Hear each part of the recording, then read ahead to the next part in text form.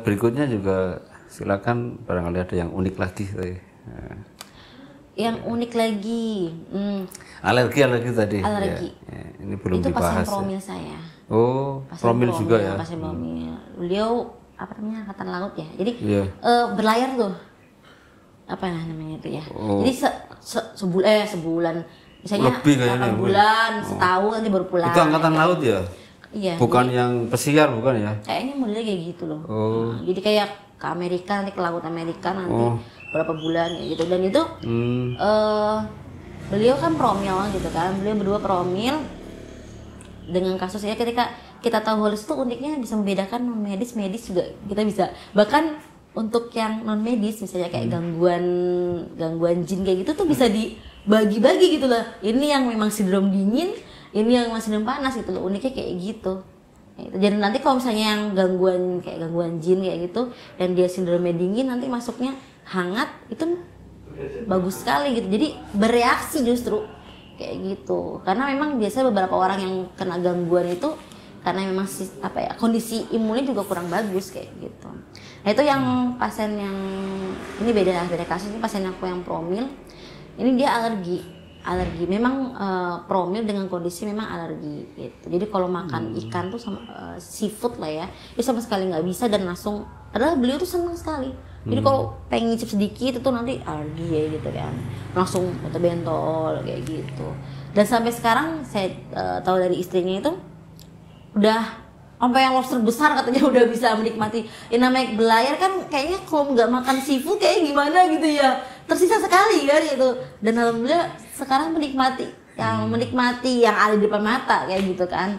Kayak gitu. Itu dari yang tadinya alergi, jadi alhamdulillah. Termasuk yang pasien promil yang saya ceritakan ini, pasien promil dia 7 tahun tidak punya anak waktu itu.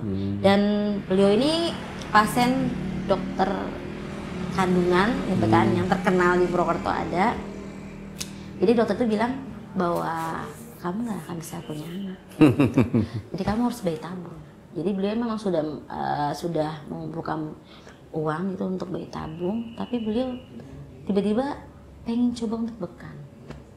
Nah, pas buka waktu itu Instagram saya dibuka, terus katanya bisa promil, ya coba gitu kan. Dia coba waktu itu setiap terapi itu pasti biduran. Karena itu, jadi beliau punya alergi, jadi beliau perawat. Setiap habis terapi pasti biduran, kayak gitu terus. Sampai tahapannya itu, ya itu, jadi kayak keluar racunnya gitu. Bahkan setiap habis mosa pun biduran kayak gitu. Nah, jadi saya bilang itu toksin itu keluar, gitu kan. Terus sampai tahapan yang luar biasa gitu kan, beliau hamil. Saya bilang ini karena sudah hamil, jadi menjadi pasien dokter kandungan ya. Saya suruh balik lagi. Jadi saya bilang silakan Mbak sama Masnya balik lagi ke dokter kandungan, karena saya tidak bisa, maksudnya tetap harus dipantau gitu kan. Karena nanti kondisi kandungannya karena lahiran bukan di tempat saya tidak buka lahiran. Oh iya. Kayak gitu. Jadi saya balikin ke dokter kandungan gitu kan. Tapi saya bilang kalau nanti ada kendala datang ke tempat saya, boleh bawa alat, bawa kartu itu hasil USG sama bawa kartu KIA gitu kan. Nah itu dia ceritanya ke dokter itu lagi ya gitu kan. Bawa depan pintu, dokter kan kenal sama beliau. Jadi beliau tuh memang sudah pasien udah lama sama dokter itu. Jadi saya semua sama dokter itu cuma dikasih pola makan, USG, pola makan gitu. Tapi pola makan cuma sederetan makanan buah-buahan sama itu doang gitu. Jadi nggak diarahin sama obat-obatan, banyak banget obatan yang harus dikonsumsi kayak gitu. Dan itu sudah bertahun-tahun gitu kan.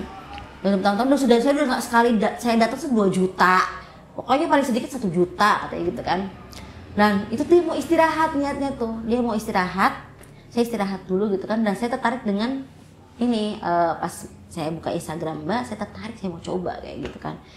Ya itu hamil, dan saya suruh datang lagi ke dokter itu kan. Dokter itu saya bilang, maaf Mbak, nanti kalau misalnya ke dokter jangan bilang kalau Mbak bisa hamil tempat saya, karena untuk menghargai bagaimanapun juga mereka ilmunya lebih daripada saya, maksudnya dalam hal kebidanan, maksudnya dalam hal pengobatan barat gitu kan. Jadi untuk menghargai mereka, Mbak jangan bilang kalau Mbak bisa hamil sama saya, so, kayak gitu. Iya gitu kan. Terus Beliau cerita, Mbak saya udah ke dokter itu. Terus emang saya menyarankan beliau untuk dokter yang sebelumnya. Dokter itu baru saya depan pintu aja dia udah langsung paham saya. Loh, kamu disuruh ini kok kamu baru datang gitu kan. Terus dia bilang, iya saya mau USG dok, saya hamil ya gitu kan. Terus hamil, kok bisa hamil gitu kan. Dokternya heran, kok bisa hamil kayak gitu. Iya dok, ini minum madu gitu kan. Terus masa madu bisa bikin kamu hamil kayak gitu. Jadi sampai nggak percaya. Saya bilang jangan bilang kalau Mbak terapi tempat saya bisa hamil karena saya juga khawatir kayak gitu kan. Khawatirnya bukan kenapa apa maksudnya ya bagaimana aku tersinggung kayak gitu kan. Nah, alhamdulillahnya tuh maksudnya itu buat saya tuh yang tadinya mustahil yang harus bayi tabung yang mengeluarkan berapa juta gitu ya. Itu terapi sama saya itu 7 bulan. Jadi seminggu 1 kali. Seminggu 1 kali saya suruh datang, seminggu. Tadinya suaminya tuh nggak mau terapi tadinya. Begitu lihat perubahan istrinya jadi rajin banget. Gitu, jadi rajin banget terapi. Oh ya, tadinya istri saya suka, tadi kan memang istri saya tidak memang imunnya kurang bagus, jadi suka pusing, vertigo ya karena dia sindrom dingin, maksudnya lembab dingin. Tuh dia suka minum jus kayak gitu. Alerginya sembuh juga ya? Iya, alergi sembuh. Dan itu alergi sembuh tuh pada bulan ketiga, jadi pas berapa kali ya? Pokoknya pas bulan ketiga kan itu kan ada emang kan setiap 3 bulan 1 kali tuh kita lihat loh perubahannya apa, kira-kira apa yang perlu ditambahkan gitu kan.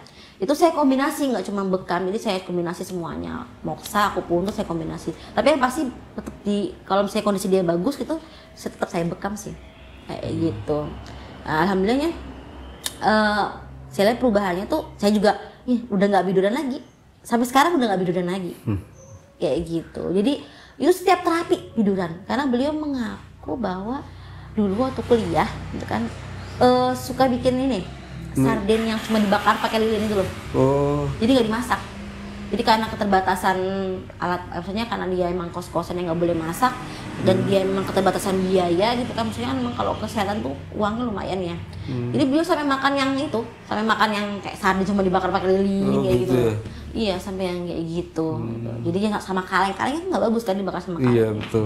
Kayak gitu. Jadi sarden ya, sarden iya, juga. Udah gitu suka ini jajanan kayak cireng, seblak kayak gitu. Itu udah ada gizi tuh. Iya, makanya. Jadi setiap terapi pasti itu atau awal-awal sih. Sampai saya gini, aduh gimana ini gitu kan. Tapi alhamdulillah saya bilang ini efeknya gitu kalau misalnya Mbak masih sanggup. Iya. Jadi habis kalau misalnya keluar biduran itu tetap minum obat. Saya suruh minum obat aja karena biar reaksi cepat ya gitu kan. Saya emang juga saya jujur bukan termasuk orang yang kamu harus hindari obat dari dokter yang hipertensi misalnya saya mau hindari obat Mbak gitu kan, tetap bertahap gitu. Jadi nggak yang langsung hindari gitu, enggak.